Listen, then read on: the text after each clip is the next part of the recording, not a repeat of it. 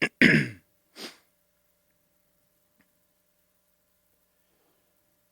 pop on live here for a minute, but then I'll shut it down.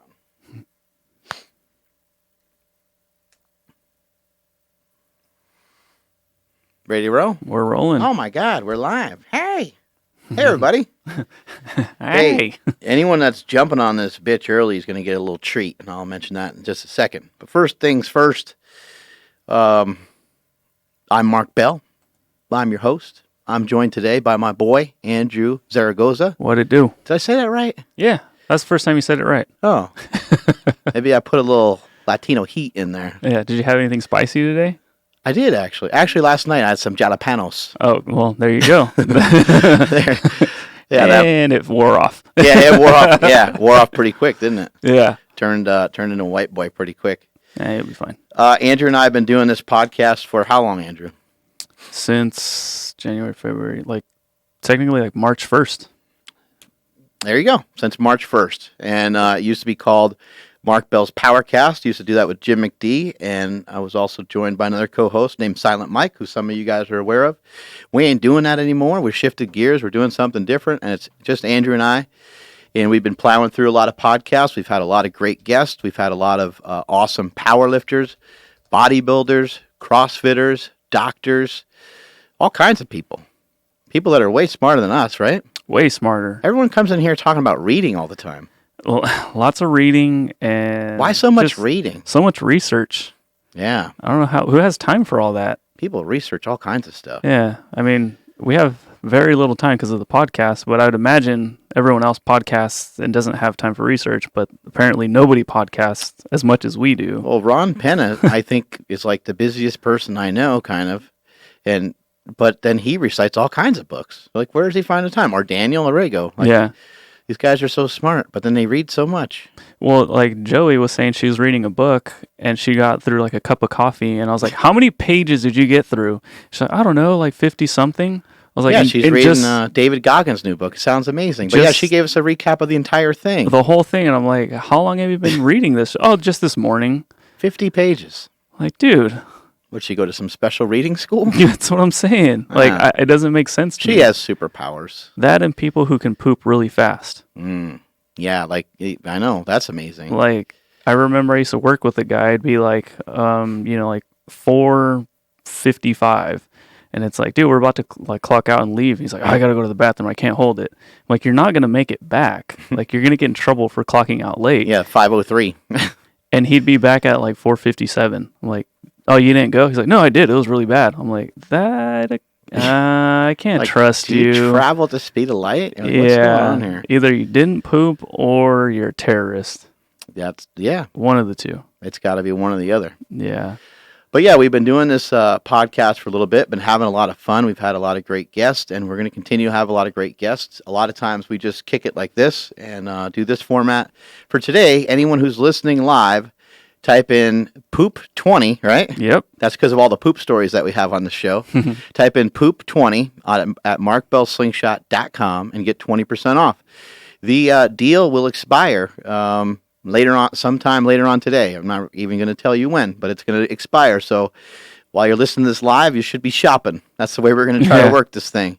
Pick out another window and start shopping and start buying yourself a slingshot. Type in poop20 and get 20% off on everything on markbellslingshot.com. We have a lot of new apparel. We got slingshots and strong sleeves and X sleeves and all kinds of stuff. So go check out all the different stuff you can buy over there and get to it.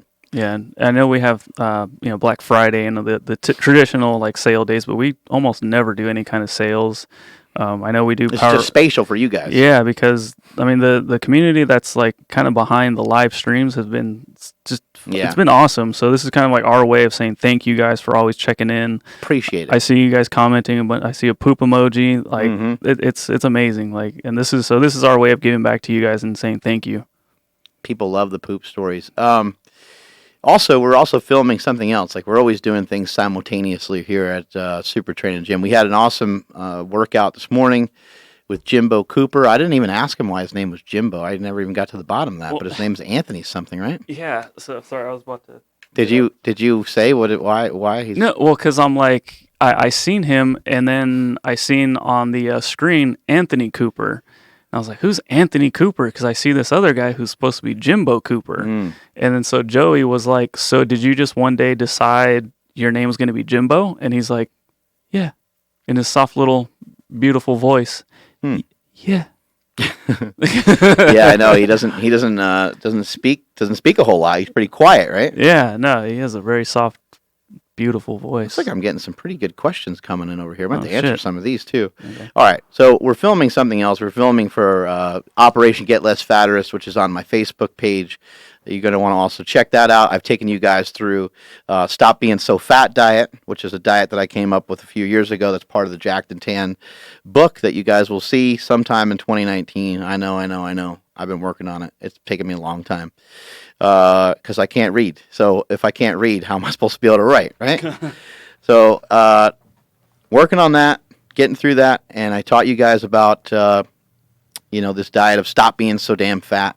Basically, it was just a list of healthy foods just to push you in the right direction. No grains and no sugars.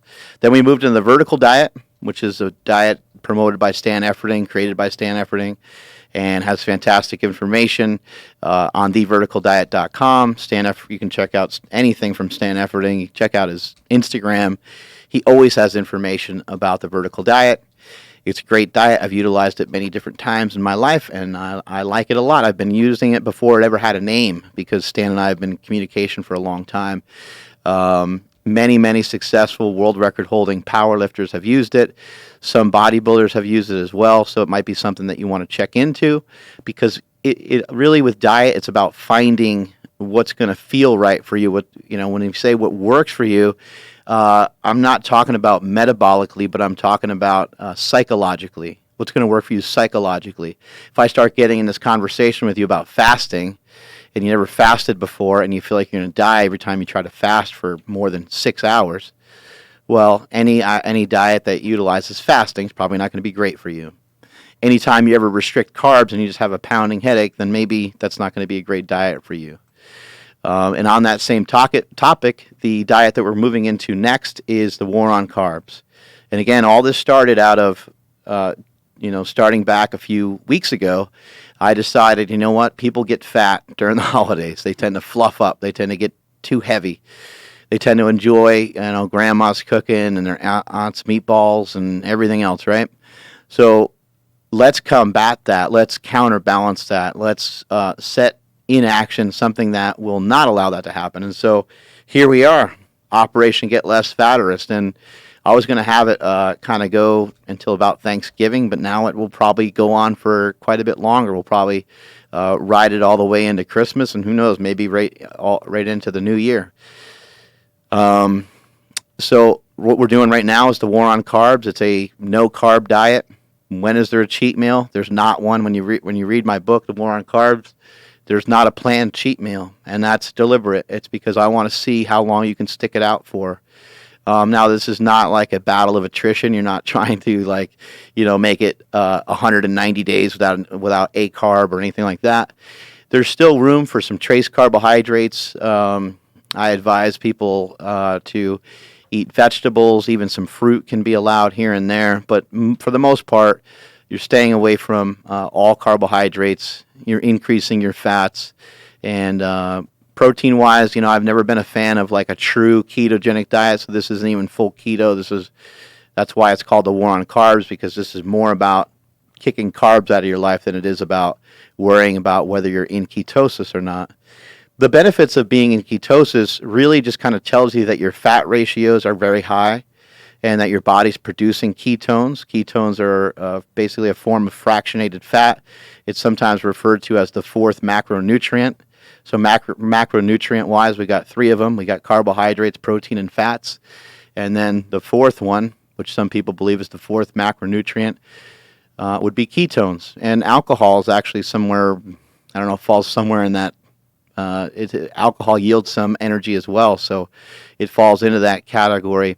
Some people argue that ketones are better for the brain, and people get into all these, people just get into these conversations about what diet's the best and this and that. Well, I've always liked a low-carb diet, but I don't think it's necessarily better than any other diet. However, it works out better for me because it's a way for me to easily manage my caloric intake, which is a very important thing when you're trying to be jacked and tan. It's a very important thing when you're trying to be shredded.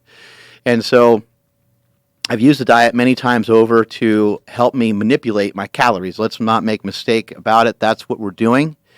Could you potentially eat more calories, if you're eating healthier foods than if you're not? Yeah, I'm sure over time you could probably prove that if we had some studies if we had money to kind of look at a study that would show us, some of these things, and maybe we could come to that conclusion. I think the conclusion's already been made. It's already obvious that it does seem like that because you're not insulting your metabolism enough, you're not wearing down your metabolism enough, that you could, if you stick with clean choices, that it's not that you can't gain fat that way. It's just that it'd be a little bit harder. But in my opinion, what makes it harder is the fact that you just simply do not want to eat and crush these foods the same way that you want to crush ho-hos and bagels with cream cheese and peanut butter and jelly sandwiches and pizza and ice cream and all these other things, right? So basically the diet we shifted into is the War on Carbs. You can buy the book. You can go to markbellslingshot.com and you can check that out. Or you don't even need to buy the book. You can actually just go on YouTube and type in War on Carbs, and you'll find tons of information where I've talked about this diet many, many times, but it really is very simple. Just kick those carbohydrates out of your life, and when you kick those carbohydrates out of your life, slam the door on them, tell them not to come back. They're not wanted in your house anymore. As you're doing that, you're going to have some energy source, and you're going to have to not feel like crap. And so in order to not feel like crap, we need to eat large amounts of fat. Now, you don't have to have a party where you're dumping oil all over everything, including your nipples. I mean, I'm trying to stay on point here, sorry. You don't have to have a party where you're eating all these crazy oils and all this stuff. You can cook with some oil. You can use some coconut oil, olive oil. Some people believe that MCT oil turns into ketones faster, so some people like that as an energy source. That's, and the same thing is true with the coconut oil, or at least appears to be that way. But really, none of these things matter that much. The main thing that matters is don't eat the carbs and keep the fat high. Grass-fed beef, like we can get into all these conversations, but that's not my fight. That's not my battle. I'm not here to try to preach to you about organic food and grass-fed food and all these different things. I do try to purchase things that are grass-fed. I do try to purchase things that are organic. It's something that I believe in and I don't mind putting my money towards, but don't feel like that you have to have that in order to make the best gains. When I didn't have money, I was not able to go that route. So I made do with what was in front of me. And sometimes that meant like eating, tuna out of a can or whatever the case was. Do what you need to do and do what falls in line with your current lifestyle. And that's the point of trying all these different diets out. And I hope that you guys are learning that. I'm not trying to overly promote anything. Yes, it would be great if I sold some more books, but I don't really give a shit about that. I really, truly, honestly want to make the world a better place to live. And that's what this attempt is about. If we were to sit here and try to figure out how much time, energy, and money goes into this podcast, goes into these videos that I make, goes into the free gym that I have, you guys would see, even after this pretty long-term period of success with the Slingshot business, I'd probably still be in the red for the amount of hours that get put into it, or at least my dollars per hour would be very, very low. Might be making a buck. Might be making a buck an hour if I'm lucky. Anyway, everything has turned out great with Operation Get Less FattereST. There's a lot of people on the Facebook feed, so make sure you're checking that out. There's probably about 2,000 people in there. They're kind of policing each other. They're helping answer questions. We're trying to get over there too to answer a lot of your questions, and I'm trying to do my best to hop on there along with some of our staff members to help you guys. Just to go over some foods, like in terms of meat, you can have any form of meat that you want. If you're going to have chicken, it's better that the chicken has skin on it. It's best if the chicken isn't fried. We don't want fried stuff. We don't want breaded stuff. Little things I've done, over a period of time to little things that I've done over a period of time to try to stay on the diet is to have, fatty foods that really just taste awesome, such as like buffalo wings and things like that. But I make those at my own house. I don't go and to Buffalo Wild Wings or places like that where these things are going to be fried in these crappy oils. Carbohydrates, there's none. So there's really not anything to choose from there. You can have some vegetables. Have at it with the vegetables. Don't worry about glycemic index and whatever. Eat your vegetables. Go ahead and have them, especially if you digest them well. Why not eat them? There's some really great things that happen with vegetables. They ferment in your stomach, and it causes a kind of chain reaction of a lot of just healthy things that are good for your gut. And I'm a believer in that. Fermentation of vegetables can turn into something called butyrate. Butyrate is really good for your triglycerides. It's also good for your cholesterol. There's more and more information coming out all the time about butyrate, and when you hear more about it in about a year or two, when other people catch up, you can say you heard it here first on the Power Project. Another form of butyrate is to get it through grass-fed butter or ghee. Those are other really good resources for that.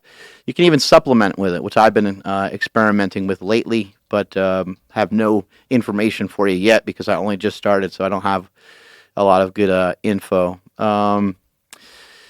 Any form of meat is good. You got vegetables, and then in terms of the fats, you can use various oils. Just avoid vegetable oils. You can eat nuts, almonds, cashews, avocados. You can look into some of the Primal Kitchen stuff from Mark Sisson. There's a lot of great products out there right now that you can utilize to advance your keto habits, your low-carb lifestyle. I recently bought some Cave Shake products. That's a really good product. I think it tastes good. Some people don't like the flavor of coconut. It has coconut milk in it, so maybe not everybody loves that, but I enjoy it. They've created a good product.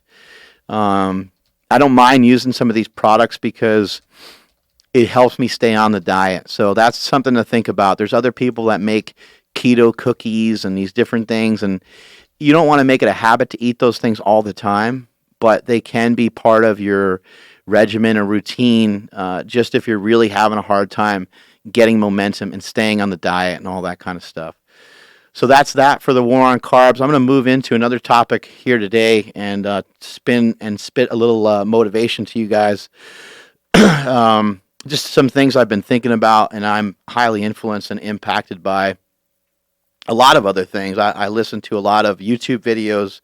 I listen to podcasts, and I try to draw information from many different spots. But one thing I like to actually do is to pull information from kind of tried and true resources.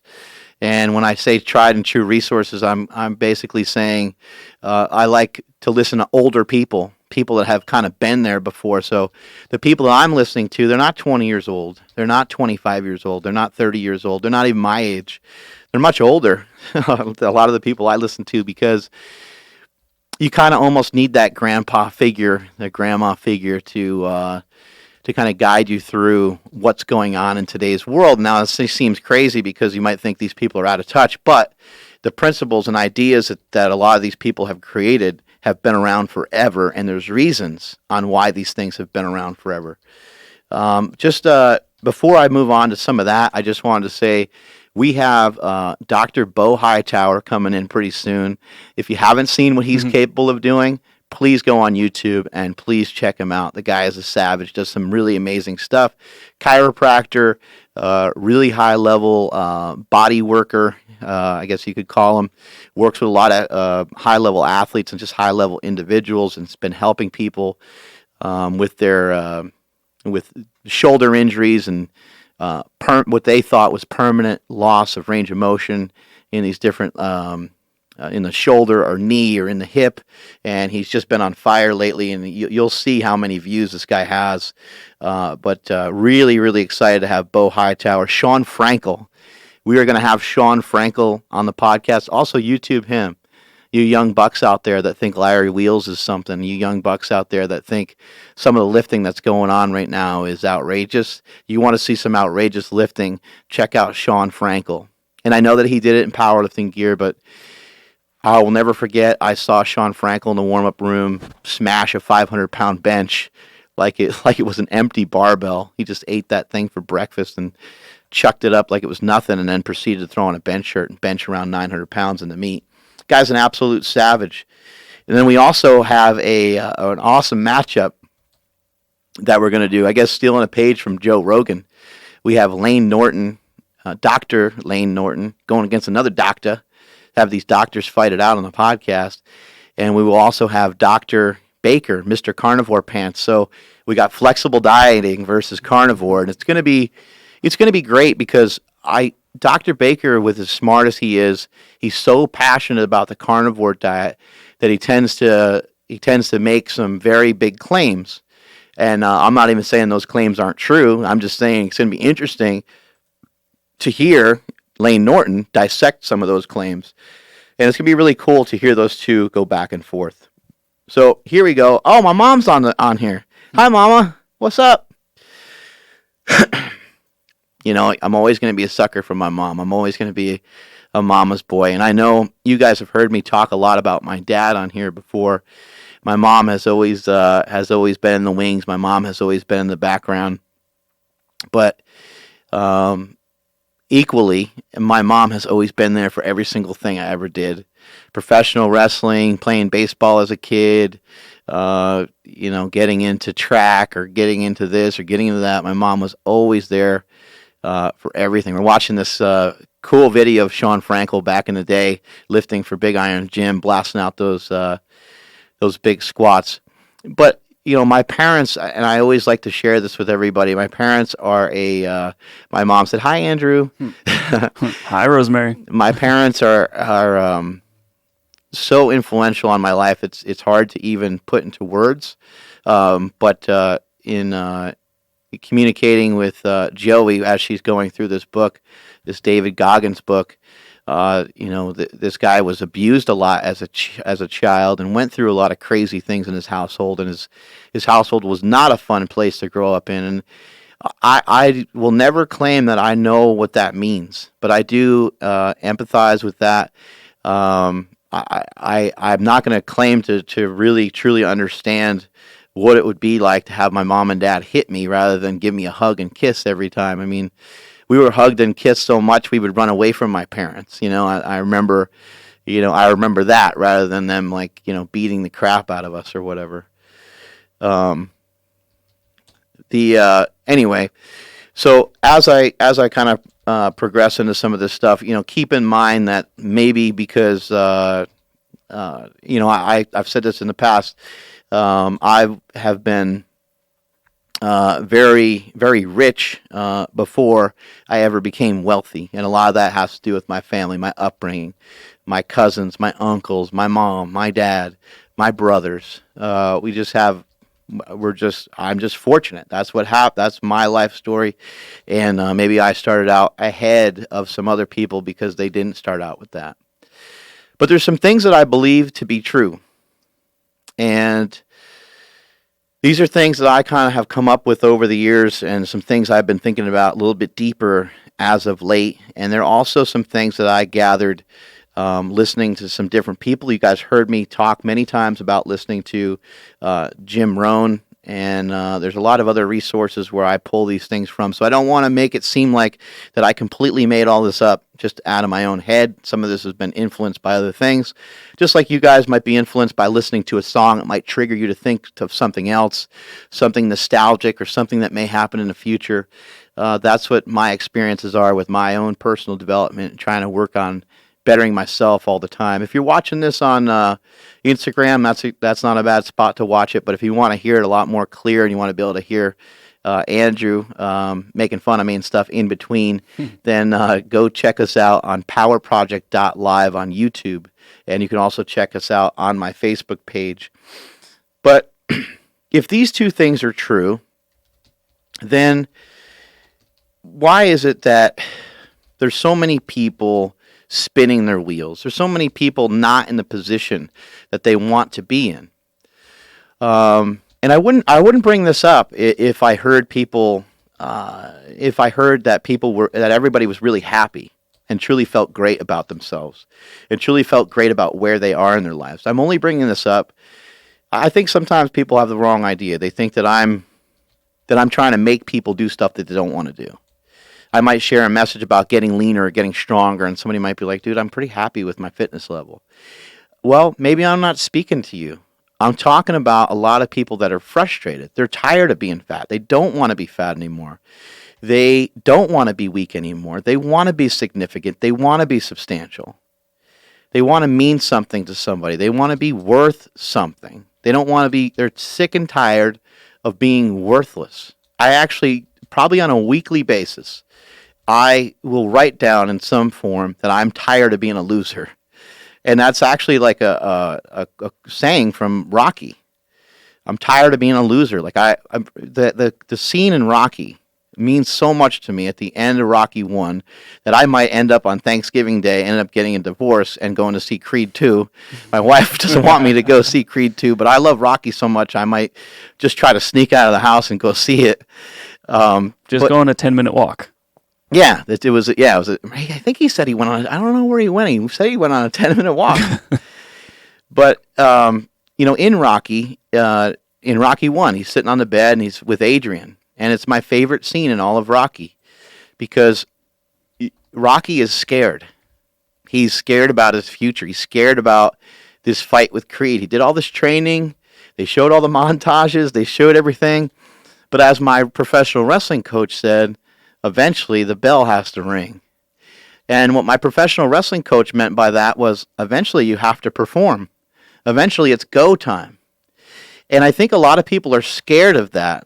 A lot of people are fearful of that. And because of that, people tend to hide in a shell, or they create these walls around themselves to where they don't ever have to hear the bell ring. It's never go time for them.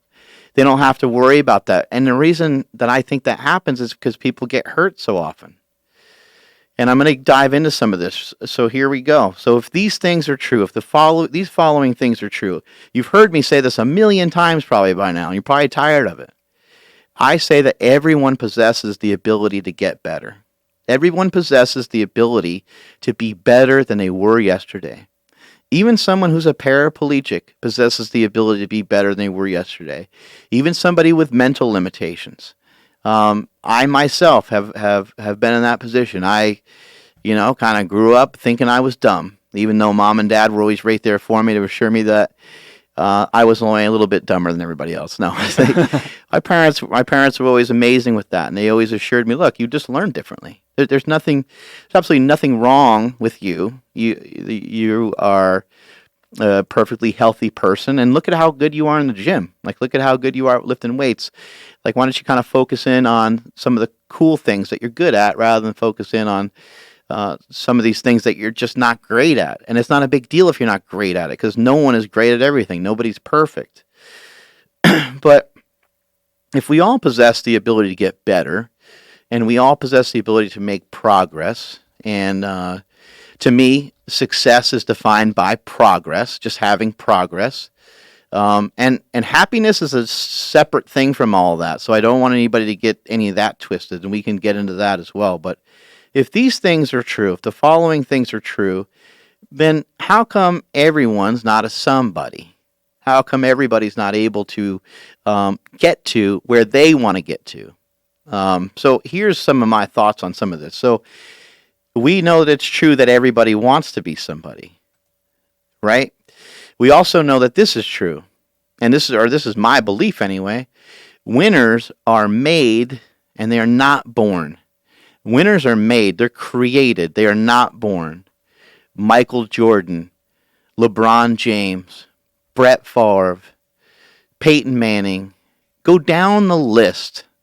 Go down the list. Just go down the list, and you will quickly see that winners, they are not born. Winners are made. You're not just born to be a winner out of nowhere. Now, you might be born a winner because you might have a family that has a winning mindset, and it's like, well, crap, you're never going to lose now because everybody in the whole family has a spirit about them that is positive, that is strong, that has good fundamentals, and understands that it's important to go out and win every day. Why is it important to go out and win every day? Because life's a lot more fun when you're kicking ass. Life's a lot more fun when you're making progress. Just think about those days in the gym when you didn't make any progress, how bad that makes you. It makes you feel like crap. You're like, man, I've been working pretty hard. Like, that kind of sucks. Or you get on the scale and you weigh more. And you've been busting your butt dieting and doing cardio, and you're like, what? How does that make any sense, right? It's important to understand, too, that winners end up making a lot of mistakes, and winners go through the same heartache as losers do. But if these two things are true, if winners are made and not born, and if everybody wants to be somebody, why isn't everyone putting up points on the scoreboard? Reason number one, in my opinion, and kind of before you start to come to some of this realization, it's important that we all understand, we all realize that one person is not better than another. I think that's an important thing to understand. We're all fallible.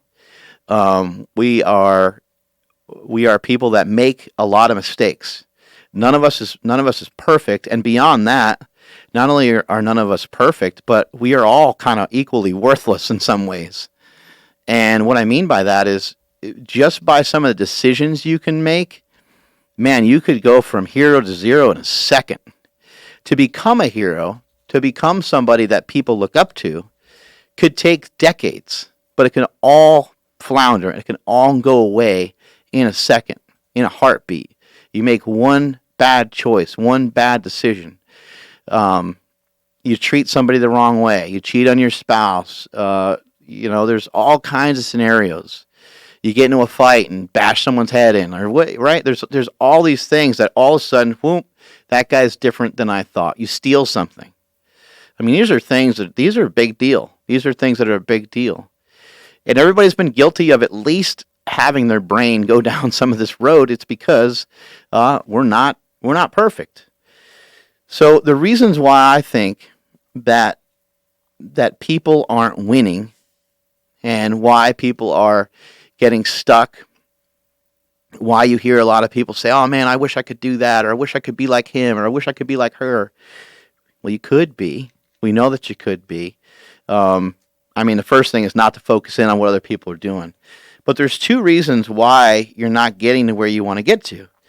And it's because, reason number one is because you're getting beat down by life. You're getting your ass kicked by life. Somebody told you somewhere that you're not good enough. You're not strong enough. You're not tall enough. You're too skinny. You're too short. You're too fat. You're too this. You're too that. You can't do that if you're black. You can't do that if you're Asian. You can't do that if you're Mexican. You can't do that if you're white. All these things, right? They accumulate. And at first you're like, what? That ain't true. Pfft, give me a break. But then it happens time and time again, and you're not getting the reinforcement that you need to understand that you possess the ability to be a winner. You, as a child, you wanted to be an NFL quarterback. The first team that you try out for, they're like, oh my God, quarterback. They're like, man, you're way too big and fat to be a quarterback. This is my own story, by the way, in case you're not paying attention. Right, and so these things will start to beat you down. And you're like, oh, okay, well, maybe, all right, well, I'm not a quarterback. Maybe I can be a receiver or running back. Nope, too big and fat for that too. And then you end up as a lineman. You end up getting pushed into these things that you didn't want to get pushed into, but at some point, you put your hands up and you say, you know what, everybody else is right. For myself, in my football career, I could have Tim Tebow'd it. I could have Tebow'd the situation and said, you know what? You're absolutely wrong. I'm a quarterback. And if you're not going to allow me to be quarterback, I will retire. And that's what he did. He's one of the greatest college football quarterbacks in the history of all of football. And, he was not an NFL-style quarterback. But they were like, oh, outside linebacker, defensive end. This guy's so big and strong, he'd make a sick linebacker. And he was like, no, this is what I'm doing. Because his mindset is very powerful and very strong, and he wasn't allowing anybody to beat him down. So You have a kid tries out for the football team, has hopes and dreams of being the next Tom Brady, and somebody says, "Oh man, you're not there's no chance. Look, man, you're not only going to not be quarterback, but it just doesn't even look like you got what it takes to make the team." Then you're like, okay, well, let me figure out something else I'm okay at, like let me try something else. Like that wasn't a good experience with football, but maybe I can try this thing over here. Like I'm pretty good at like drawing, and maybe you have a different style and you produce some artwork and people look at it and they go, oh my God, like your artwork's terrible.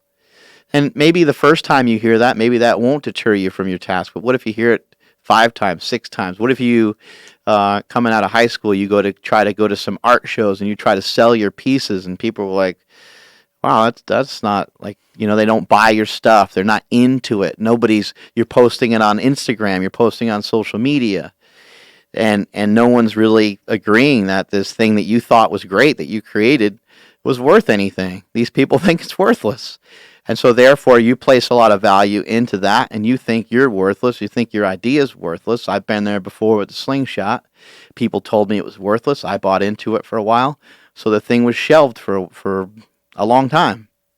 And the idea didn't forge forward again until my brother died. It had to be there had to be this crazy thing to happen to kind of spark everything and to say, you know what?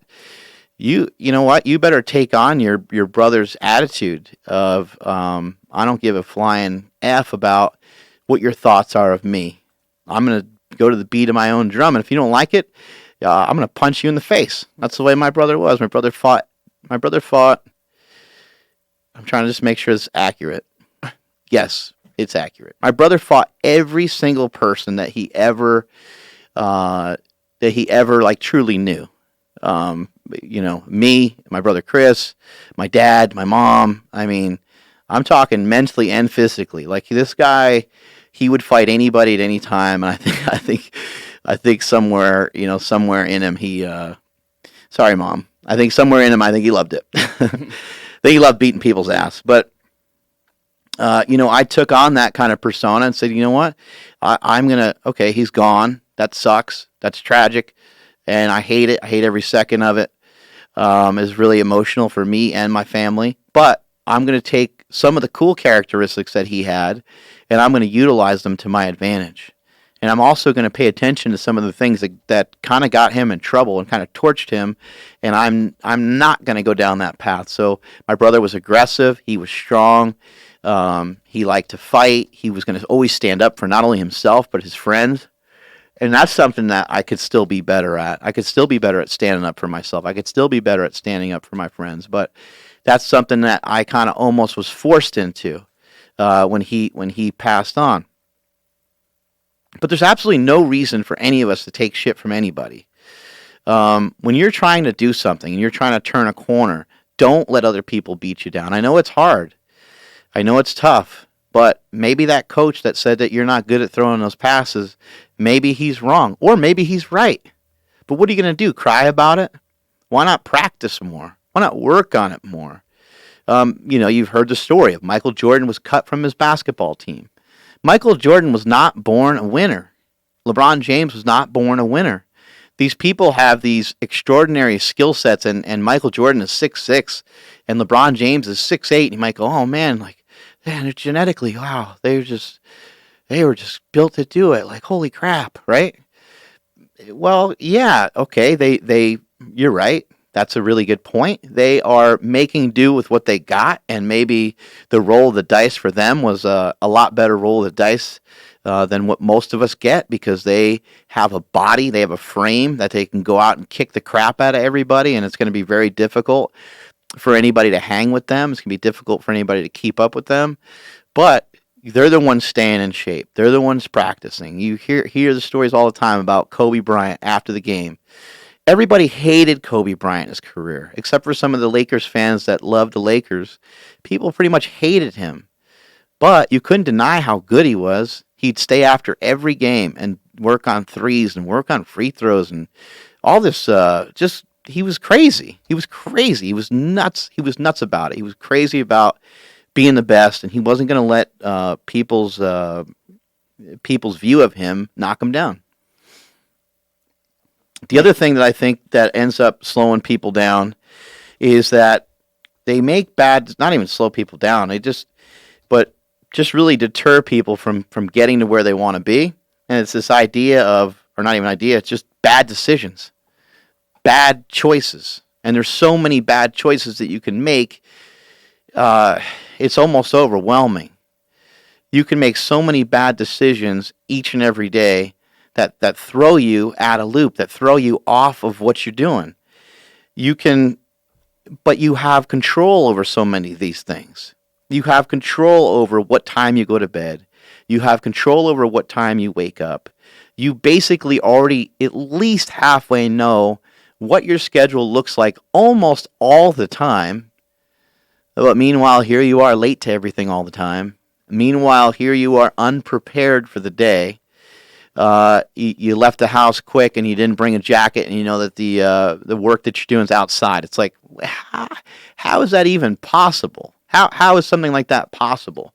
You're a construction worker. You work outside. You didn't bring a coat, and it's freezing outside. You know, these things that we end up doing. We all make mistakes, right? There's going to be things that happen, but for a loser, these things happen all the time. They happen nonstop, and you're not waking up and understanding that this is a huge problem and it needs to be fixed because you don't have any responsibility, or you don't want to handle any responsibility.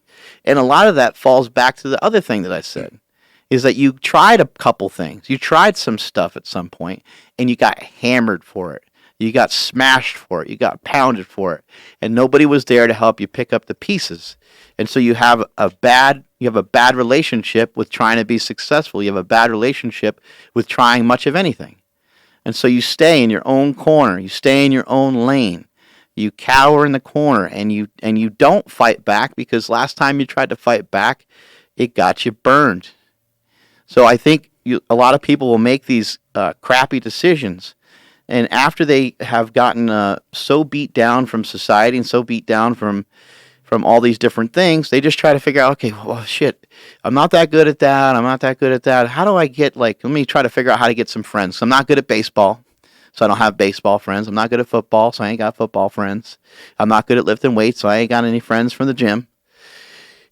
You're really stuck, and you're like, okay, well, I don't want to live my life in isolation. Maybe I'll try to go, I'll try to find out about, is there a party to go to, or is there something to do, as you're, growing up, right? And then maybe you end up drinking, maybe you end up smoking weed, maybe you end up doing this or doing that, and you end up without even trying. You weren't trying to go down a path that would led to anything bad. You were not trying to even be negative, but you got the crap beat out of you by life. Things piled up on you, and you listened to people. People kept telling you ain't good enough, and you're like, yeah, well, maybe I'm not. Maybe I'm going to go hang out over here. And then people are on you all day long about doing your homework and doing these other things, or even if you're older, people are on you about your job, but you really don't care. Well, you don't place any value on it because you don't want to try any harder, because anytime you've ever tried anything in your life, you never got a pat on the back. No one ever said, hey, man, that was a good job. No one ever recognized you before. So you're like, I might as well just stay over here and be invisible. It's easier. I don't have to go through all this pain. Yeah, but what did you say the other day? It was pretty awesome. It was a quote from somebody, but you had basically said ducking hurts also. Yeah. You can try to get out of the way of pain, but it's coming your way anyway, and you might as well face it. You might as well hit it head on rather than trying to duck out of the way of it. It's something that it's like the fires out here right now. The smoke outside. You can't escape it. It's just there. And sometimes some of these things that come at us in life, you can't get away from them. And when you're trying to make it, and you're trying to be somebody, and you're trying to put points up on the scoreboard, these things will happen to you. And there's going to be people that don't want you to succeed. It's going to feel like more people don't want you to succeed than want you to succeed. And it's probably the case, because people are assholes. Yeah, and even if they're not trying to be assholes, it might be your family. Yeah. Who are trying to protect you. Yeah, they're trying to protect you. They'd hate to see you stick your neck out and be heartbroken from something. Yeah, but and then how often do we see the the person who's unprepared showing up late or whatever, looking at the other person that is prepared, like, man, that guy just gets lucky. Like if I caught that break, man, I'd be so cool. But that stuff never happens to me, and they never know why. Right, and that same person that seems to have all the luck, seems to also have the hottest girlfriend. He also seems to have the highest paying job. He also seems to have, right, and it's like, oh my God, and he's like, man, he's got it made. He's got it made, and like, man, I'm just, I gotta, I'm different than him. I gotta really grind it out over here. If I'm gonna get anything in life, I gotta really work for it. I'm not gonna be able to look at like when we lifted with Mike O'Hearn, right? Is lifting weights just as hard for him as it is for us? Pretty much. I mean, I'm sure he's got some great genetics behind him, but like, even if we're to take percentages, and we're like, Mike, you do 70% of your max, we're going to do 70% of ours. We're not even trying to lift with him. We're not trying to move the same weights as him. Maybe he even gives us a 10% cushion because he's Mike O'Hearn, right? Maybe lifting those heavier weights came easier to him. I think that's pretty obvious because he's a stud. Like, that's just what happens, right? He was always good at football. He's always good at martial arts. He's always pretty good at all these things, right? That's pretty easy to understand. He has a good body frame. He has an athletic body. He's an athletic person. But even if we were to scale it and to say, hey, you take this, you take this, you take this, 70% all around, when I went versus when you went versus when he went, he'd still make it look easier than what we did. Yeah. And a lot, yeah, okay, we understand there's some genetic component to it. He definitely is a big boy, whatever you want to say, drugs or whatever. That's not the topic right now. But he's still going to make it look easier. And why is he going to make it look easier? Because he has the experience. He already worked through it. He told me, like, when we were lifting, he's like, yeah, the whole, like, making faces thing. He's like, I got over that, like, about 10 years ago. What do you mean making faces? Making faces when you lift. Being like, and doing all the crazy screaming and stuff. And he was teasing because he still will make a face here and there. He'll still make a grunt here and there. But he has learned over a period of time that it's better for him to, like, make it look easy, to make it feel easy. And it's this kind of mental capacity of, when things are going to be really hard, that's when I'm going to be in my element. That's when I'm going to enjoy it the most. Right now, he's doing a bunch of fasting, and he said, like, he fasts at the end of the week. And I was like, let me guess, at the end of the week's probably your hardest workouts. He goes, yeah, I'm traveling a lot. And so the end of the week, he's like, the end of the week is when I'm traveling. And while I'm traveling, he's like, that's always the hardest time. That's always when I want to eat. So I'm just crushing all these habits. So he's like, so I'll just fast from Friday to Monday. I'm like, whoa. Right? But that's what a winner will do. A winner will lean into it. They'll say, this is the hardest thing that there is.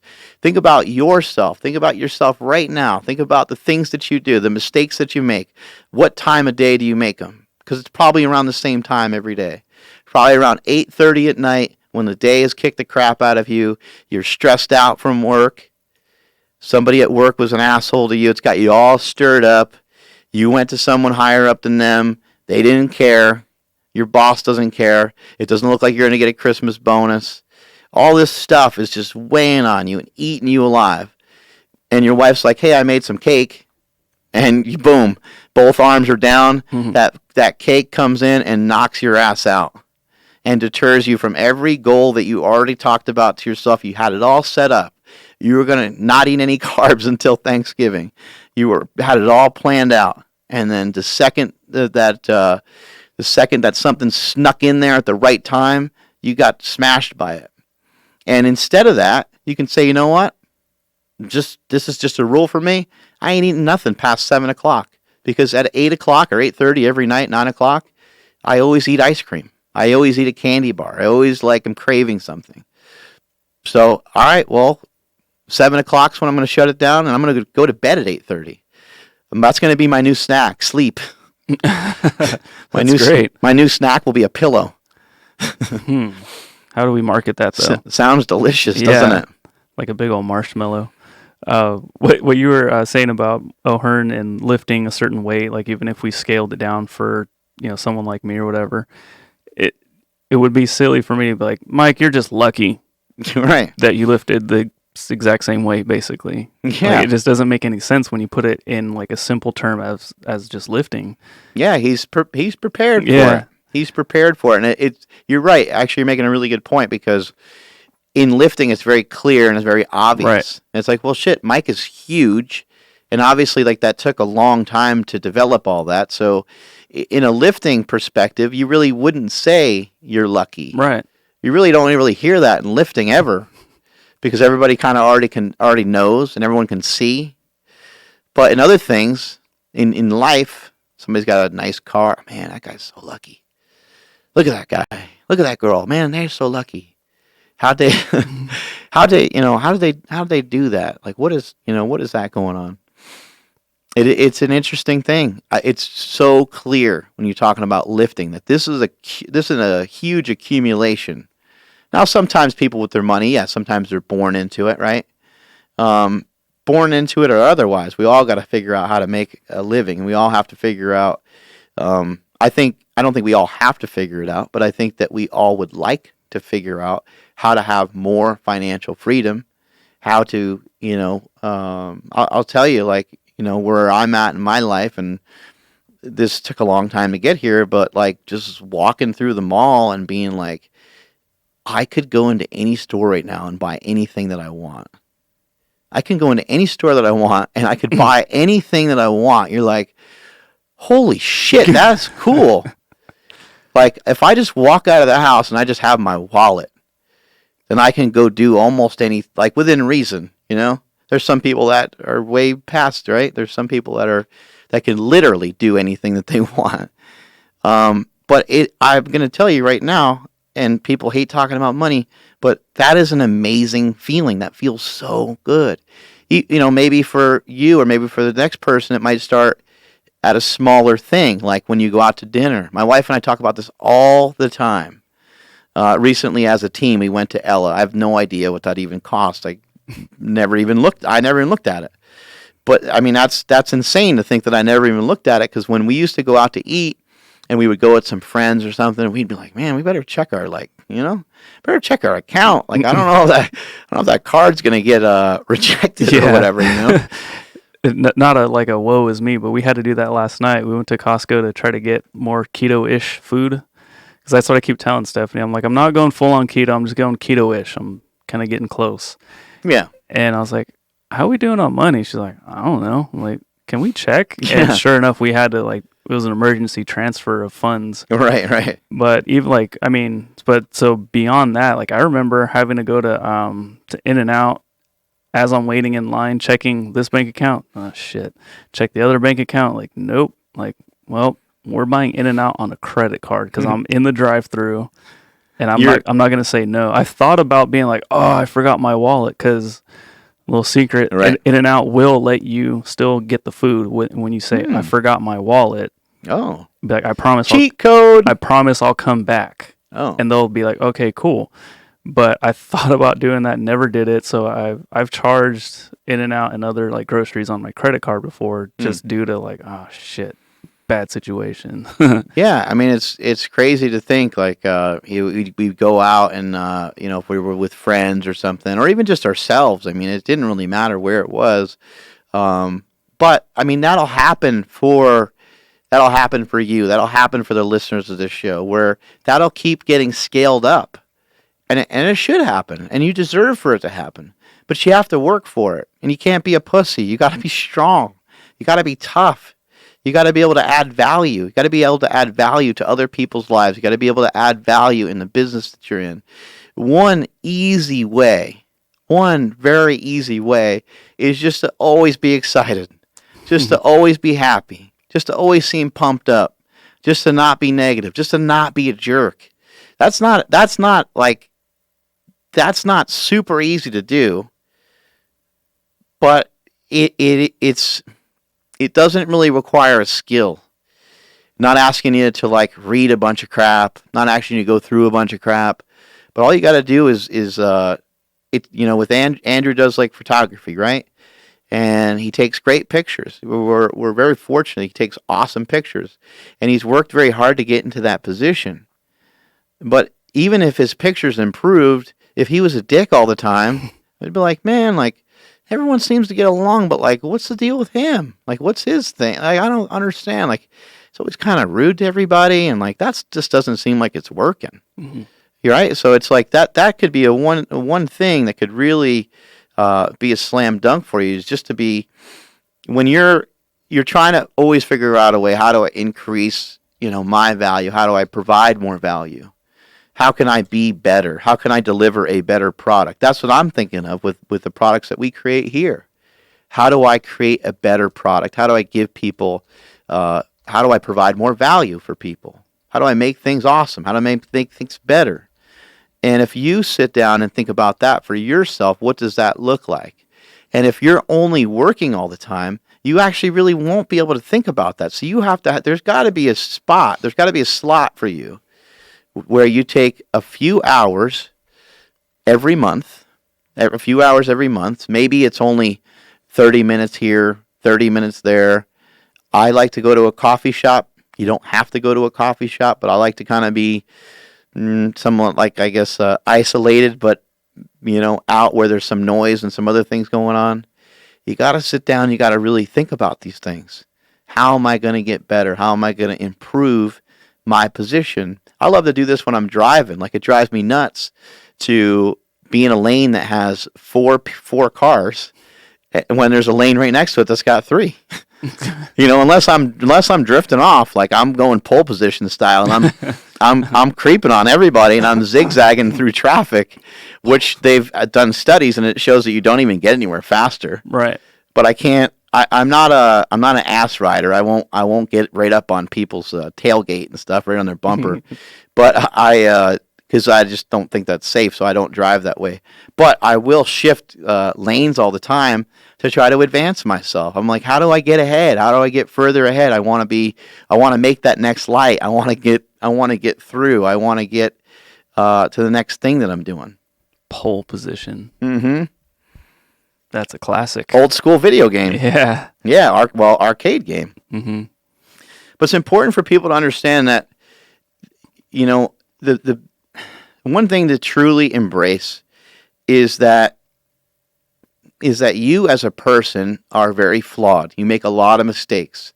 And then once you kind of embrace that, anytime something comes up, you can say, nope, that was my fault. Nope, that was my fault. Nope, that was my fault. Nope, that was me. That was me. That was my fault. That situation happened because of me. And it doesn't matter what it is. Even this morning, there was some miscommunication about like what time we're working out, who we're working out with. We had Jimbo Cooper come in. He benched 550 pounds raw. 550 pounds raw. The guy's a stud. And then he proceeded to go 585 in a slingshot, and then up to 635. Awesome strength. But, he lifted with us at 7 o'clock in the morning, and I was kind of hoping that we had media here, but I never really said, like, I never truly said it. I can just admit it.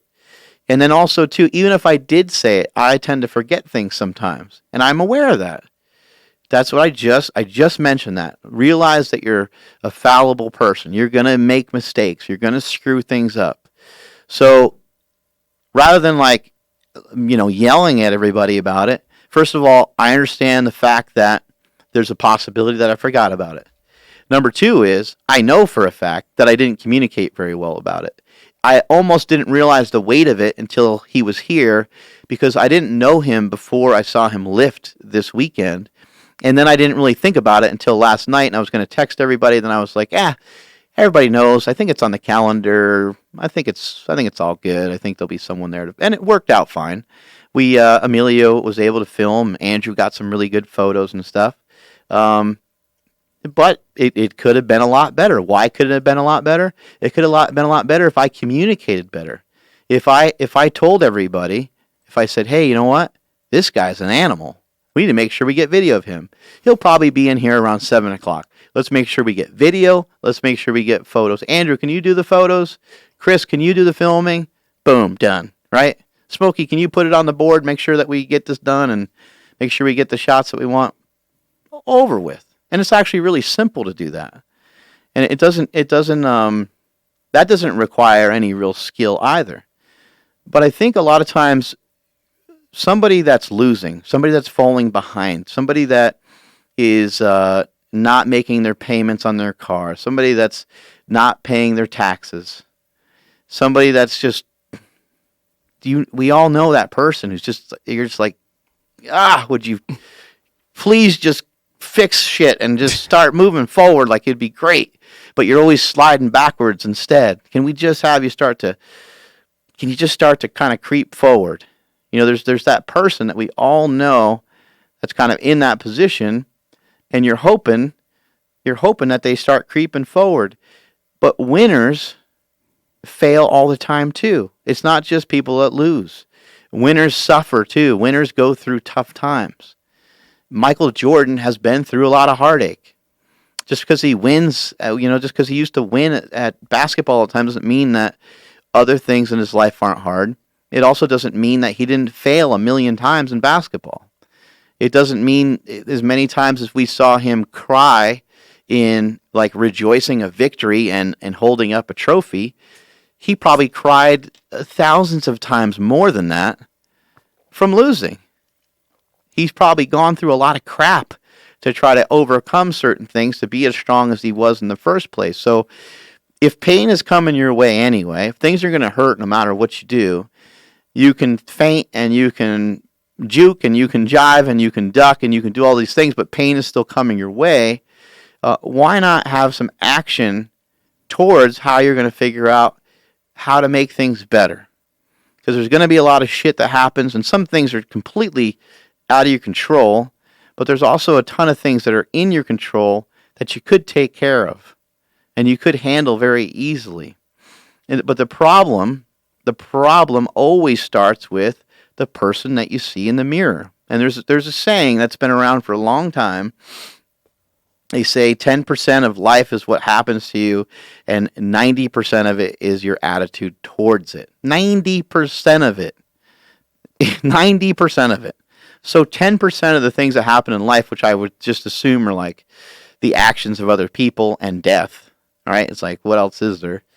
Those things, I can't really do anything about that. That happened, and that's, I heard a horrible story this morning about a friend of a friend.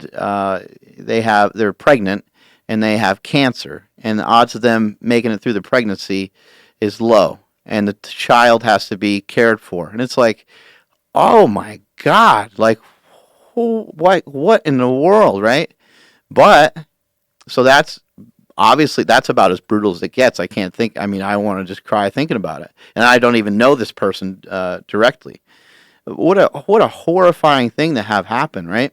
But somebody has to think and say, okay, well, who's going to take care of this kid, right? Who's going to provide for this kid? And somebody has to swoop in with enough guts to be able to step up to the plate to handle that situation. And who's going to be that person? That's going to be a person that's going to be a winner.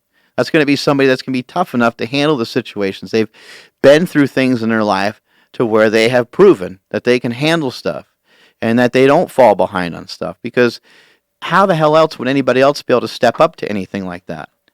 And you take these situations that happen to you and you look at how bad some things could truly be, and then it's really just a matter of how you interpret it. Your mind is as happy as you want it to be. Your mind is as happy as you make it up to be. I mean, just think about that. That's an old quote from Abraham Lincoln that's been around for forever. You're as happy as you make up your mind to be. Like, that is the simplest thing. I'm gonna be in a good mood today. Like, today's awesome. And you wake up that way and you're like, oh, I'm going to smile at the first 10 people that say hi to me. I'm going to hold the door for people. I'm going to buy a cup of coffee for the guy that's behind me. Right? Like, you're just going to, like, I'm just going to be a little different today. I'm going to see if I could kind of change this pattern that I have. I'm normally all grumpy and I'm normally a bitch. And I'm going to make some changes. What about if they have somebody in their ear, like a doctor, saying, oh, you have chronic depression? Oh, man. Yeah, those are all things that are very real. Um, it's insane to kind of say depression is in your head, right? It's insane to say, hey, being bipolar is in your head. But guess what? It is. It's just as in your head as anything else. And that's not a heartless way of saying it, but you have to also understand there's plenty of people that function really well with severe depression. There's plenty of people that function really well that are clinically bipolar. There's plenty of people that function with all kinds of disorder in their life and disorders and health issues that are able to still thrive. You might have somebody who's got all these ailments, but they're still able to, perform their job, and they're still able to do all these things.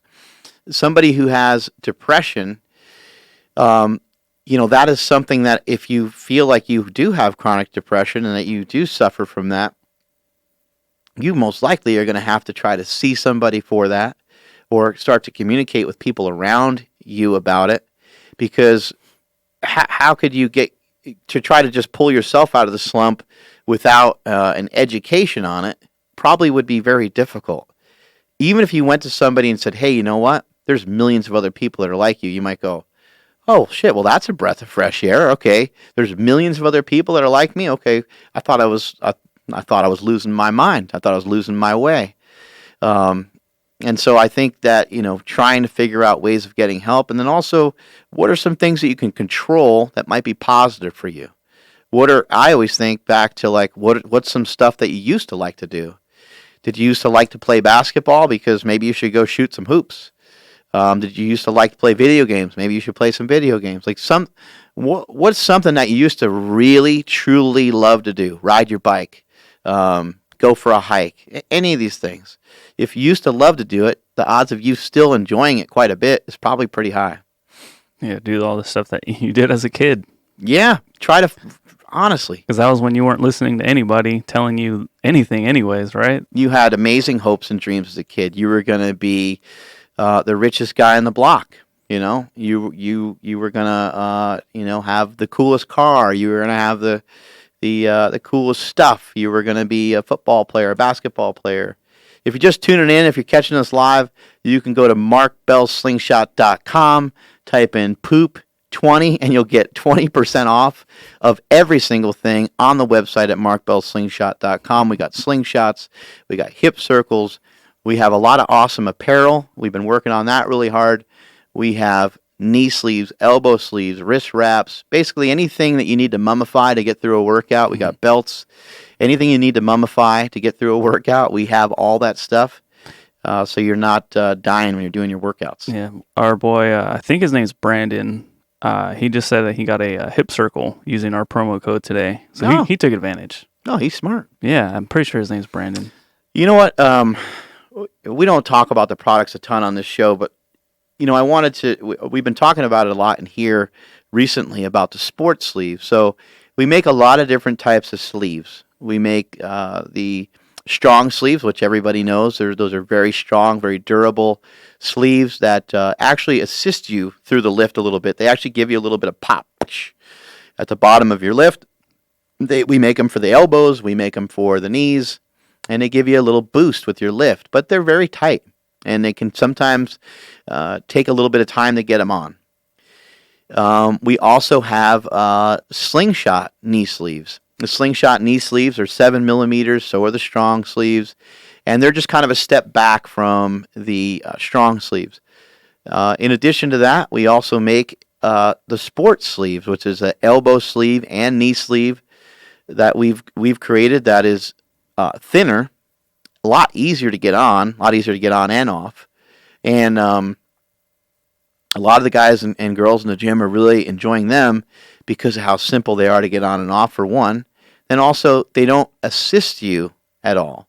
So while it's great to have assistance with something like the X sleeves, which are going to give you a real big pop out of the bottom of a squat because of what they're made out of, because of the stiffness of the product, the sports sleeves aren't going to give you much of anything. What they're going to do is they're going to provide some warmth, they're going to provide some compression, and they're just going to give you some real gentle assistance, but it's not going to help you lift more weight, which for the particular training period that you're going through maybe it's a good idea to switch things up and not always have something that's so supportive. So it's almost the idea of having a Mad Dog slingshot in addition to having the reactive slingshot. You got different things for different times. I know before I ever owned this company, I used to own different length of knee wraps, and I used to own different length of wrist wraps because when I was doing accessory work, I didn't need a 36-inch wrap. But when I was bench pressing, I'd use a 36-inch wrap. I didn't need these crazy long, strong knee wraps to hit up a squat. I only needed the shorter ones. So like even when I was doing my sets of 8 or sets of 10, I would wear a different style of knee wrap. I didn't have to wear one that was so crazy. So this idea of these sports sleeves kind of came about so that we could have sleeves that are also for other movements other than just squatting. Whereas the strong sleeves are mainly for some big lifts, heavy cleans, heavy snatches, heavy squats, things like that.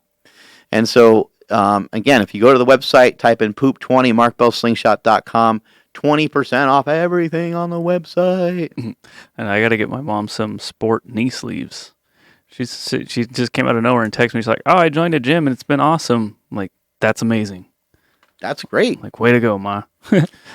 That's great. Those little changes end up making a big difference, and it ends up kind of changing the dynamics of the entire household. Yeah, which is huge. I know you've said that you're trying to help your dad with some stuff, and it can be very all that can be very difficult. And so it's like, man, how do we figure this out? Well, if one person started lifting, same thing happened with my parents. You got my mom who has hung on to follow her diet, and my dad who has hung on to follow his training.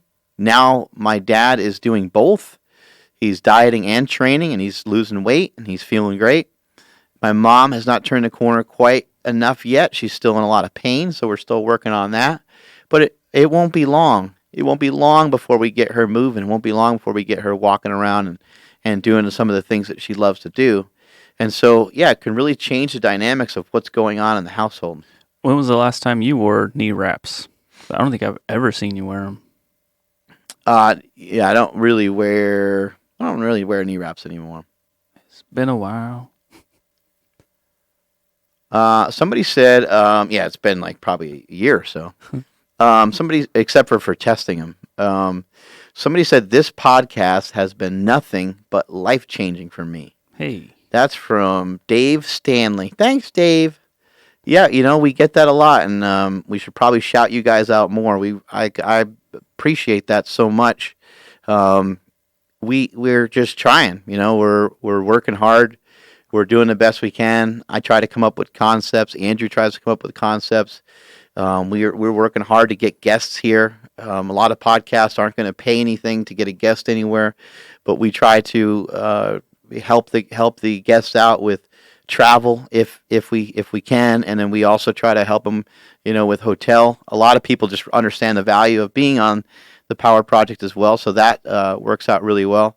But for those of you that are fans that have had your life changed by this podcast and that really enjoy it, we're going to start to sell some of these products. We got just some simple stuff we're going to start out with. It's not an attempt to try to make millions and millions of dollars. It's just having something that you guys can further show your support. We do appreciate it. I know that a lot of you guys would love to have a Power Project mug or a Power Project sweatshirt or hat or T-shirt, and so it'll take us a little while to get our momentum going, but it won't be long. Probably be a month or two before we start having some stuff for you guys to check out, and I'm super excited for that. Yeah, it'll be more just like to kind of show your colors, like show that you're part of the Power Project crew. Because, yeah, I mean, everybody on the live chat, you guys know who you are. You guys are the shit, man. I love, like, I very, in a cheesy way, told everybody that, like, one of the best things of my day is coming in here and talking with everybody on the live chat on YouTube. Love this shit. It's fucking awesome. And anybody that has reached out, unless I just somehow missed you, but I think I've gotten back to everybody on, like, everything. Questions about the podcast. I had a guy hit me up about his photography or videography and working, and because he related to that story what I told, where like I burnt myself out and crashed my car. Yeah, he's like, dude, I feel like I'm going the same way, And so I responded to him, and I'm going to probably, like, everybody that I talk to, I end up just hanging out with them, like, through, like, DMs and stuff. That's great. It's kind of the coolest thing on, like, ever. This guy says, Relentlessly Ty, he says, awesome and amazing podcast. Thank you so much for applicable information. Easy for me to say. And our listeners are smart. They say big words like that. Mm-hmm. I don't know how to use that word. I don't remember ever saying that word ever before in my life, so it was kind of hard because I don't think I've ever said it before. Let's see. I'm trying to read some of these as we crank through. Somebody said, anyone know if this podcast on Spotify or where I can find it? So he can well, he can't hear me right now because I'm not plugged in. Just tell him iTunes, Stitcher, Google Play. iTunes, Stitcher, Google Play, YouTube. Yeah. Those of you that don't have YouTube Red, you should get it because YouTube Red's awesome. And you can listen to, and I don't know if YouTube's changed at all, but like you can listen to your YouTube while you're doing a lot of other things, and it won't shut off. It stays on the whole time. Yeah, or you can just download the episodes. That's right. What our homeboy Bobby from Jersey, that's what he does. He said he got YouTube Red specifically to download our episodes. It's awesome. That's fucking awesome. He was at the Record Breakers meet also. Oh, I didn't even see him there. I didn't know he showed up over there. It's everywhere you can listen to podcasts. Somebody else filled in for me. X sleeves and non-grippy X sleeves. Yep, we have both. I don't know if there's a question there. Can you use the poop discount in the store? In the store at the gym? Sure, why not? But there is a time limit on it. There's a time limit on it. Yeah, you'd have to come here today, which you'd have to come here with the next hour or so because the store won't there won't be anybody here to sell you anything. I don't think. Let's see. This guy's sending me a pair so I can try them. Trying to get through some of these questions over here. Check my profile. No chance. Let's see. We got a question. When you do squats for reps, should you go ass to grass? Still focus on going past parallel for strength. I think you should switch it up. Yeah, poop 20 is the code. That's correct. Switch it up. Squat to different depths, deadlift from different angles, squat from different angles. Mix things up. But if the main goal is strength, you really only have to break parallel in a contest. So that's what you should probably be practicing a little bit more of. But you can also kind of do an Olympic squat and put your butt on the ground. Let's see. Best exercise to strengthen the serratus to fix winged scapula. Some of that stuff just gets to be too complicated. I would just say, try to make sure you're lifting with the best form you can possibly lift with. That kind of winged out shoulder thing, I don't know if you're going to be able to fix it completely through just exercises. I would say, try to look some stuff up on YouTube for stretches for that area and maybe look up some information on how to strengthen that area just on YouTube. What's it? Cyclonic Rabbit? He asked when we're doing another slingshot bench press contest. That's in February at the ST Classic. I just realized he can't hear me. Damn it. Oh, what's February? The ST Classic. Oh, yeah. ST Classic is February. That's right. You inspired me to do a 20-minute walk. Yeah. I'm talking every day about those 10-minute walks. Why not just start your day every day and just pick, it can be before you eat or after you eat. Pick a spot and freaking go for a walk every morning. Go for a walk every night. When will you be conducting another slingshot bench press contest? Yeah, that was the one. Oh, yeah, Cyclonic Rabbit. What's up, Cyclonic Rabbit? You bench press 900 pounds. I have bench pressed 900 pounds in training, not full range of motion, in a bencher. I cheated. Eduardo, he has a question about his lower back. He said it cramps up when he's benching. He's assuming that he's not setting up his shoulder blades correctly, but it's first of all, it's kind of hard to see, without. It's kind of hard to see without visually seeing you bench press, but you don't want to really arch your lower back. You're just trying to arch the upper and mid back, and you're kind of trying to leave your lower back by itself. I would suggest wearing a belt. B, I would try to do some foam rolling on your back, and really try to open up. Maybe get over a exercise ball and try to open up.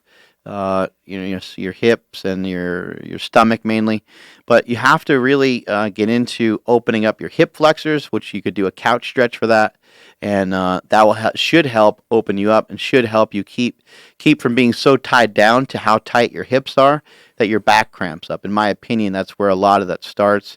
A lot of lower back health almost always is related to your hips and not necessarily your lower back, because your lower back just doesn't really. It doesn't have a lot of the components that need to be like super mobile and things like that, but you want to have some mobility through your hips and some mobility. Usually your hips are pulling on your lower back, I guess is what I'm trying to say. It's either your hips or your hamstrings. So stretch those things out, and that should really help a lot. What about just benching with his feet up for a couple days, like just to still get the bench work in without hurting? Yeah, or do a floor press. Yeah, either one of those will work really well. Floor press. Yeah, that's basically the only thing I could do when my back was really bad. I fell in love with those. This guy says, I disagree with your view on circuit training as a muscle building option. There are metabolic reasons, and capillary density is also adaptation, intensity, and weights depend on exercise selection. I'm not sure exactly what he's talking about 100%, but you can't always just take the certain things that I say in a 5-minute clip and always go around and apply it to different things. I think what you might be referring to is bodybuilders build up the biggest and largest muscles. They build themselves up bigger and leaner than anybody else does on the planet, and they do so with bodybuilding methods. Now, they may use some circuit training here and there to help boost some growth hormone levels and do some different things, and they may go back and forth on exercises to get a pump a certain way. But in my view, in my opinion, what I see from a lot of gyms, a lot of CrossFit gyms, and a lot of gyms that try to mimic CrossFit, is too much bouncing around from too many different things. When you start to do that, I personally feel that it kind of confuses the body, confuses the system a little bit. And if you're going back and forth between double unders and high rep deadlifts and push presses, that can be a great workout for your heart, and it may help show some. It might help show some muscle and stuff, but it's not a great way to really truly build muscle. You're probably working on other things when you're training like that. So, but it really just depends. It truly depends. Another question. It's more another, I think, back question. Yeah, it's sciatic pain in this guy's gym partner. It has a terrible sciatic issue. It's starting to run down into his leg, and it's making it really hard for him to squat. Is there any way to alleviate that pain? Focus on what you can do, and don't worry about the things you can't. Just try to keep moving. Right now, squatting is not your priority. Your priority is to feel better. So, move around. Keep moving around, and I wouldn't get caught up on the squat if it's think about what you just said. It's hurting your back and the pain's running down your leg. It doesn't sound great, right? So we got to kind of rethink what it is we're doing. Focus in on the things you can do in the gym. Discard the things that you can't for now, and over a period of time you should be able to get back to some of those things that you love. Anything to dissipate the pain? Not really. Movement is going to probably be the most beneficial. So things like deadlifting and stuff like that can help a lot. Things like some deadlifts with some dumbbells and stuff would help a lot. But just I wouldn't try to do a deadlift workout. Like you're only doing a deadlift motion to work the lower back. 45-degree back raise, reverse hyperextension. Some of these things can be beneficial. Leg presses kind of help stretch you out a little bit. But you're going to have to use really, really light weights on these things. You can't go jumping in with some big ass weights. Let's see. something said, I don't. Sometimes I don't know what you guys are trying to say, but this guy basically is, I think, he's asking me about like loose skin. Did I have loose skin? No, no. When I was big and fat, I think some people will say, "Oh, yeah, I've, that was awesome when you were big and fat, 'cause you're big and fat like me." And it's like, no, I was never big and fat like you.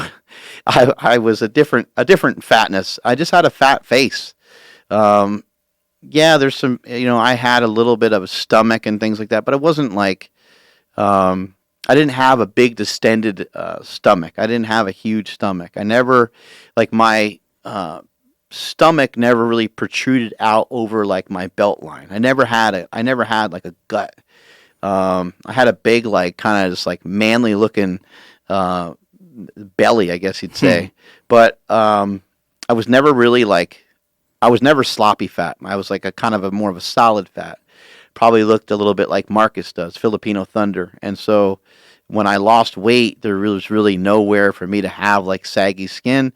Now, if I lost more and got down to like 210 or something, maybe we'd start to see some of that happen. But I know it's a tremendous amount of weight to lose, but the extra weight that I had on was a lot of extra muscle in addition to a lot of extra fat. So it was a lot of extra everything going on at that point. Our buddy Ducky Williams, he's kind of been on the comeback. He just posted something on Instagram, and then Stan Efforting reposted it. So that was pretty cool to see one of our listeners get reposted by Stan, and it just kind of like came full circle when I saw that. But he was asking best exercise to increase lat strength to stability for his bench, just for stability on his bench. Different forms of bench pressing is going to be, the best thing to stabilize your body for the bench press. There's, I don't like to do those correlations like that because I just think I don't know. I don't think it's a great idea. Just train your back, like just training your back is training your back, and training your bench is training your bench. You could do like dumbbell presses, flat dumbbell presses, and you can do like a machine press where you're actually trying to flare the lats out on purpose, but not let the shoulder come forward and not let the shoulder go up. But that's probably the best way to like feel your back, is to just do some dumbbell presses. Do them with your palms facing each other, facing inward towards each other, and press very deliberately through your chest, and try to press very deliberately through the back of your body, your upper back, your lat muscles, and I think you would notice some pretty good benefit from that. But trying to correlate a back movement to your bench press doesn't really make a ton of sense. One movement that you can do is kind of a pullover from a cable machine. That can kind of help you get a feel for what it's like to take weights out of the rack. You can kind of, you're doing that pullover type movement. That can help a little bit. And then front raises are great. Incline front raises can be really great, kind of for your back, your upper back and shoulder area. But you can see I'm trying to work my way through like talking about it, because it doesn't. I don't really like the way that some of it even sounds, because I don't like to correlate those things that way. I hate, absolutely hate when people say, oh, the way that you missed your lift, it looks like you have weak rhomboids. And it's like, come on, dude, how the hell, how the hell do I know what where my rhomboid is? I don't even know what you're talking about. Yeah. So JC3000 something asked something cool on Instagram. I'll let you handle that over there. But on this side, somebody was asking about basically high bar versus low bar. Says he's not a great high bar squatter, but can do 30% less low bar. And the only reason why I'm really interested is because you just barely introduced me into low bar squatting. And I couldn't even, I was so shocked at how much easier the weight felt. So he's just asking, should he avoid moving the bar? I guess that's what he's asking. It's possible some people just avoid them. Yeah, the low bar, high bar stuff is like, just put the bar where you can, and, work on getting a better feel for that, and, work your way through that process. I, feel like it's best for me to kind of keep the bar high, so that's where I keep it. It is limiting in terms of my strength, but I'm no longer a competitive powerlifter. If you're putting the bar lower and you're weaker, then I wouldn't worry about it for the moment. Just keep lifting and don't worry about it too much. But you also may want to play around with your stance a little bit. But there's no cheat codes into any of this. Sometimes somebody puts the bar low and they feel better, like Andrew did, and sometimes they don't. But Andrew also kind of feels like he's going to fall over, so we don't really know if it's actually better for him or not. Yeah, because I didn't go super heavy or anything, but it felt like the weight was just going to roll right off my back. And you're like, don't worry, it's not going anywhere. I'm like, okay, sorry. Because I guess this person's also tall and lengthy, kind of like me. This guy says, JC 30,007. He says, if you try lots of diets and they don't work to lose weight, and then one that does work stops working. Oh, man, it's a loaded one. Yeah. What do you do when the others haven't worked previously? Normally, it's just some tweaking, So it sounds to me like you've done kind of a handful of diets. I would say, like, whatever diet's worked for you, if it has a previous history of working for you, I doubt that it's really stopped working for you. You need to start working back for it, and there could be a position. There could be a time when times where you're eating not enough. There could be times where you're eating too much. Remember, if you're not in a caloric deficit is normally, under normal circumstances, means you're losing weight. So if you stop losing weight, you're not in a caloric deficit, just kind of by like definition. So that's something to think about. Like, something's off if you're not losing weight. It doesn't really mean necessarily to just eat less and less, but you might have to figure out a different route to spend your calories. Still on that bone broth? Yep, I still drink that bone broth. Somebody said, I'm awesome. Thank you. You said somebody had a good question over here. I'm not sure which guy you said. Yeah, it was the one that you had seen. Just basically because he was talking about, it seemed like he said diets didn't work for him, but I think one thing you can also add, since he can't hear me, is just being honest with himself. Yeah, you got to be honest with yourself no matter what diet you're trying out. Yeah, because he could be following the diet to a T, except for, that whatever the cookie that he had in between lunch and dinner, or, whatever it is that he just decided to ignore so he can say he's following his diet to a T.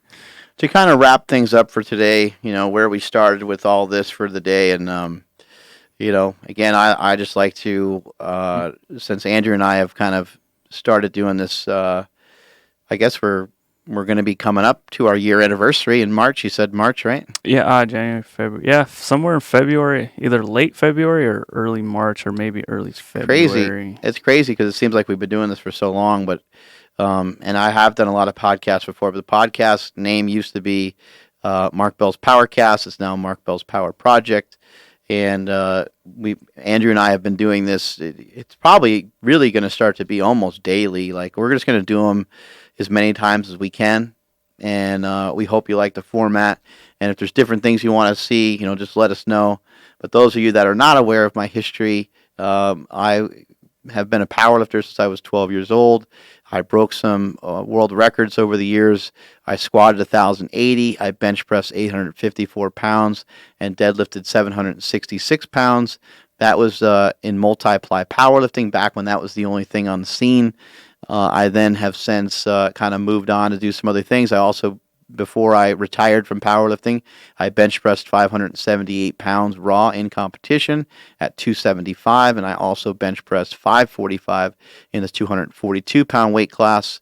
Those are things that I bring up because I think it's important that you guys know that I have done some stuff before. I have put up points on the scoreboard before, and just to kind of let you guys know who I am. I'm a dad.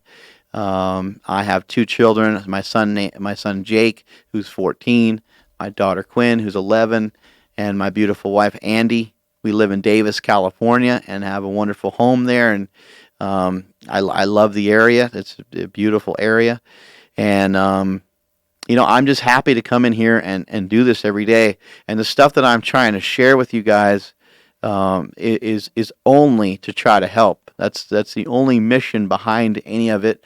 And we may tell you about some sales, and we may tell you to go to markbellslingshot.com for certain things, because we love promoting our company. It's what we work for. It's what we work towards, and it's what keeps the lights on in this building, which makes this podcast possible.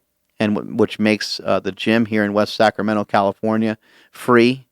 And so, I love being able to provide this for you guys. I love being able to speak in such a long format, have people listen, have people ask questions, have people become fans of the show. In addition to being a dad, in addition to being a power lifter, I still power lift. I still bench press, squat, and deadlift. I more recently did a bodybuilding show. Have no desire to do another bodybuilding show anytime soon, but I'm staying in shape. I'm staying lean, all while still powerlifting. I love lifting heavy weights, and I'll probably always want to lift heavier than I should, and that's just probably the way I'll be until the day I'm not here anymore. But in addition to some of those things, I've also written a book called The War on Carbs. I'm also an author. In addition to that, I am a 3-time patent holder. I have 2 patents on the slingshot and another patent for knee sleeves.